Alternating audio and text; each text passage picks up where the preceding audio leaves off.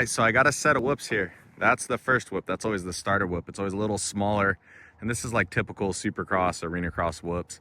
Sometimes you'll have them at local tracks, but there's the starter whoop. And the big problem I see is everyone puts their front wheel right into that second whoop. And what that causes is a lot of bouncing. So what you actually want to do is when you come out of the corner, you got to get a lot of speed up. You hit that starter whoop, your front wheel should not touch the second whoop.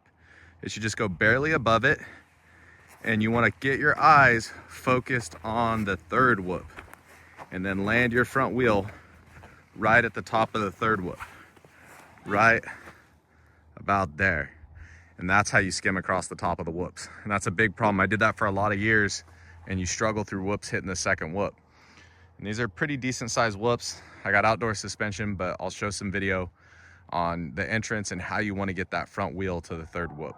All right, so in this first video, I want you guys to pay attention. I'm coming in with speed, I'm sweeping the corner out, I got my balls of the feet on the foot pegs, but here my bike there, I'm in a high gear, I'm using the clutch to get the RPMs up because the more speed you commit to and the more speed you carry in, the faster you'll go. So here's it in slow-mo.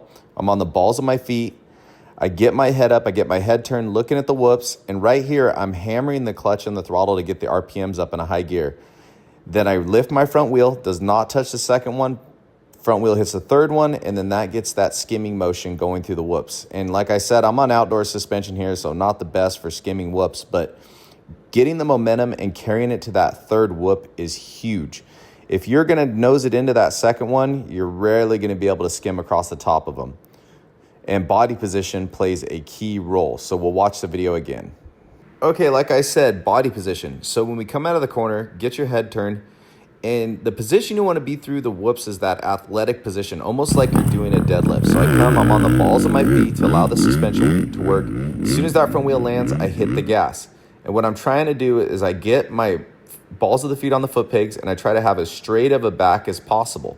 So straight back, use your legs, get that weight down on the rear tire to help it suck into the whoops. Balls of the feet, looking forward, flat back, as flat as possible. I could have had mine a little flatter there, but body position is super important. Commitment and body position. All right, so this is Justin Aragaki. He's in his first year of Supercross, and you can see, look at his ankles working. He's on the balls of his feet. He's got that athletic position, and he's allowing the rear end just to top the top of every one, just nicking the top. It's good tire placement. And then he's got that weight towards the rear end, and that allows him to skim through this set of whoops, which is the ones at my dad's house that are quite a bit bigger than those ones I was hitting in the last video. But yes, body position and commitment and entry. The third whoop. If you're coming in trying to hit that second whoop, it's not going to work out for you. All right, my final note for whoops is always do them in a gear higher. That's why when you can hear my bike coming out of the corner, you hear the little bit of clutch abuse in the throttle. The gear higher will always pull better, straighter, more consistent through the whoops. It'll actually make the whoops easier. You'd be amazed at what a high gear you can pull through the whoops. I've pulled whoops in fourth gear. I've pulled whoops in fifth gear. Makes a huge difference. Go up a gear or two higher than you think you need to go. If you're doing in a low gear, it's going to be a lot of bouncing and swapping and nose diving. Do a gear high. All right, so you need to think about your entrance into the whoops like jumping. If you want to jump and catch a lot of air, you're going to go lug up to the jump and then gas it hard up the face. Well, that's if you're jumping whoops.